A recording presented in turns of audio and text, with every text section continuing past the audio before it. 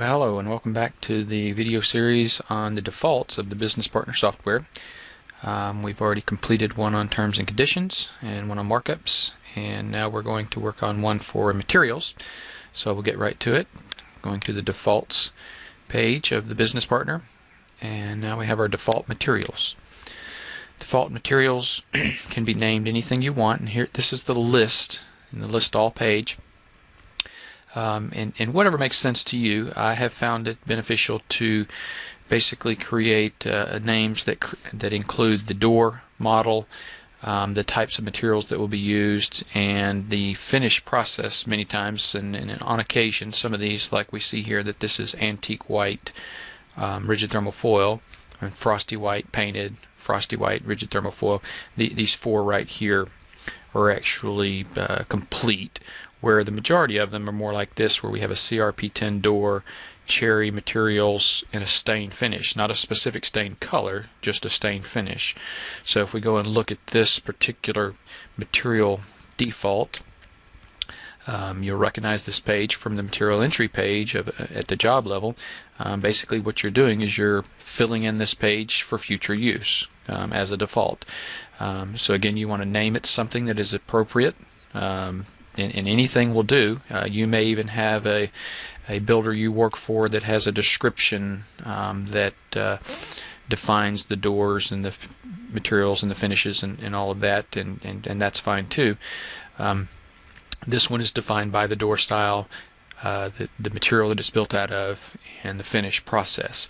So here we see that the paint or stain color is set at need selection, and the glaze color is set at none because there was no glaze included in that description.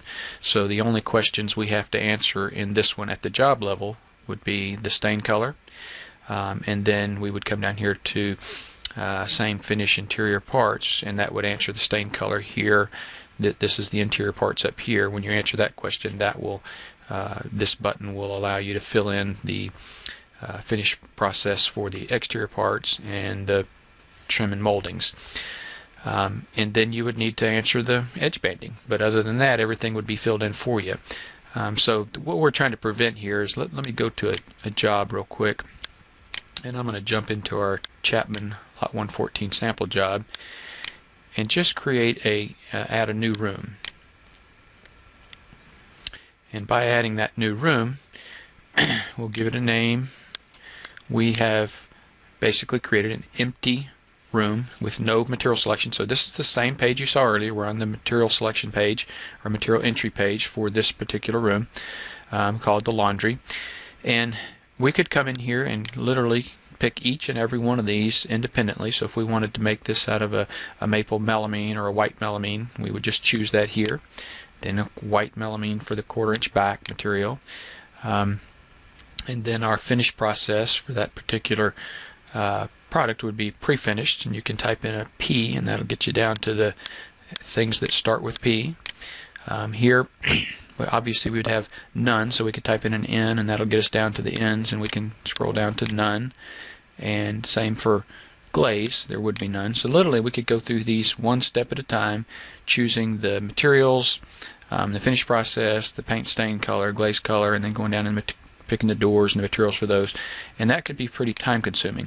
But if we know that this particular project has a 10 SQ3 door, so here we see that, and it's going to be built from, the doors will be MDF and the exterior materials will be birch, and it's going to have maybe an antique white painted finish, we could choose this default material grouping, and it'll fill in everything for us because that one even included the color. So there you see the antique white, and antique white here, and antique white here, and we see that we even have the edge band chosen. So that particular group is complete.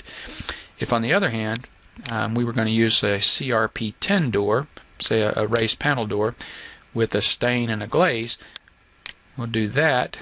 Again, this completely fills out this page for us, but what's missing, because it's just the finish process, the stain and the glaze, not a particular stain color, not a particular glaze color, we see these are still blank. They are not blank, but they need selection. And that would print on your reports as a reminder to you and the homeowner that maybe we've priced this project with a stain glaze finish, but we haven't picked a specific stain glaze. So that's how the materials selections work, or the material defaults work. Basically, we're creating a default set based on something we would use fairly frequently, and then we're copying that set into the job level per room, and every room could have a different default set if it needed to.